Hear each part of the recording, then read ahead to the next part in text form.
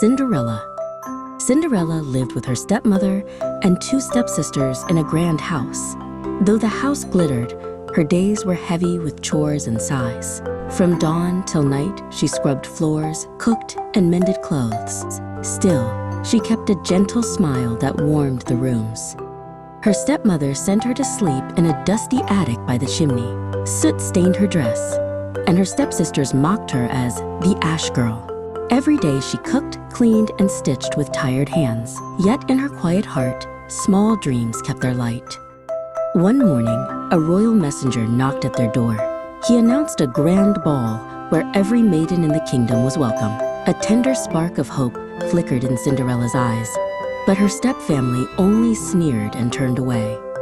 That night, her stepsisters glittered with silk, ribbons, and jewels. "May I come too?" Cinderella asked in a small voice. With a cruel smile, the stepmother tore her worn dress to shreds.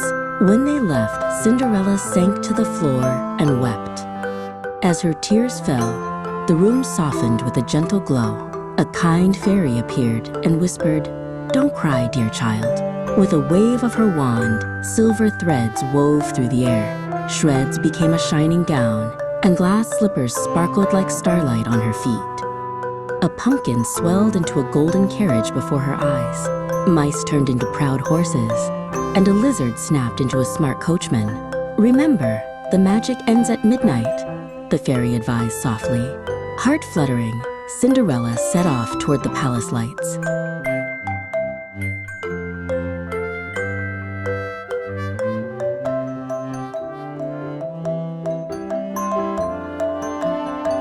Music swirled through halls bright with candles and laughter. When Cinderella entered, the room hushed in wonder. The prince bowed and offered his hand with shining eyes. They danced as if time itself forgot to move. The great clock began to strike 12. Startled, Cinderella fled down the stairs, dress fluttering like a moonbeam. The carriage faded back to a pumpkin, and magic slipped into the night. On the steps, one glass slipper shone like a fallen star. At dawn, the prince sent riders to every village and lane. They carried the slipper and asked each maiden to try it on. Many tried and failed. The glass stayed silent. Still, the prince would not give up the search.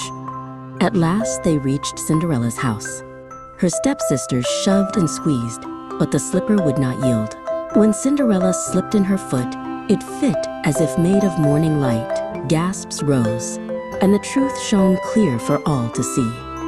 The prince knelt, joy bright on his face. "Will you come to the palace with me?" he asked gently. Tears glimmered as Cinderella nodded. Yes, her long sorrow loosened like a knot undone. The wedding rang with music, light, and bright laughter. With a gentle heart, Cinderella forgave her stepfamily. Together with the prince, she ruled with wisdom and care, and her kindness gleamed brighter than any crown. Thank you for watching.